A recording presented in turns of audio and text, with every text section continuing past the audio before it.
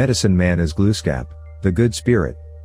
Legend has it that the father of Glooscap is a being who lives under a great waterfall beneath the earth. His face is half red, and he has a single all-seeing eye. He can give to anyone coming to him the medicine he desires. Glooscap is still busy sharpening his arrows off in a distant place, preparing some time to return to Earth and make war. Passamaquoddies tell all of their old stories as truth.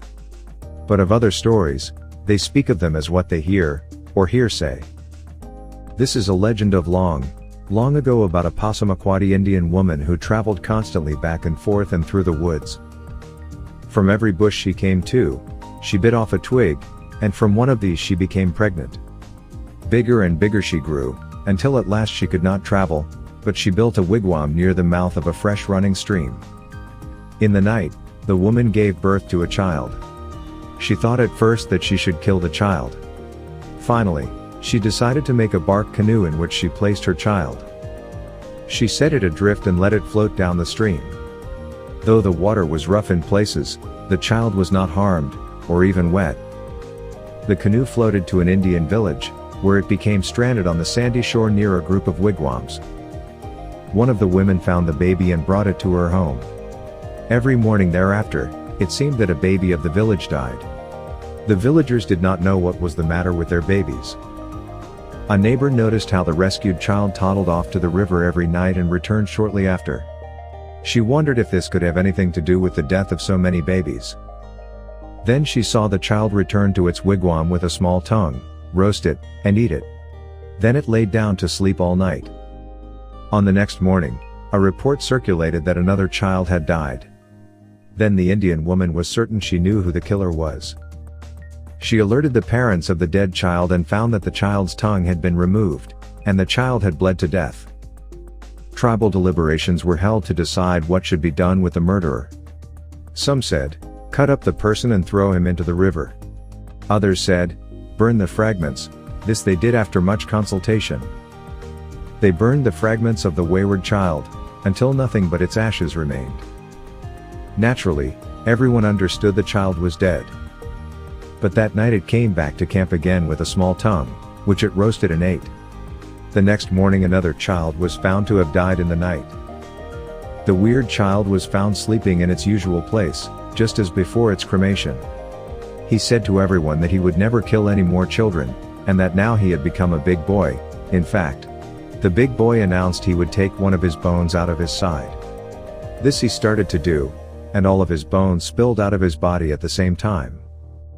He closed his eyes by drawing his fingers over his eyelids, hiding his eyes. He could not move without bones and he began to grow very fat. He surprised the Passamaquoddies by becoming a great medicine man. Anything they desired within reason, he granted. Later, however, his tribe moved away from their old camp. Before they left, they built a fine wigwam for the medicine man. So accustomed had they become to call upon his powers that they still returned to make their requests. His tribal members asked him for medicine of all kinds. When he granted their wishes, he asked them, turn me over and you will find your medicine beneath me.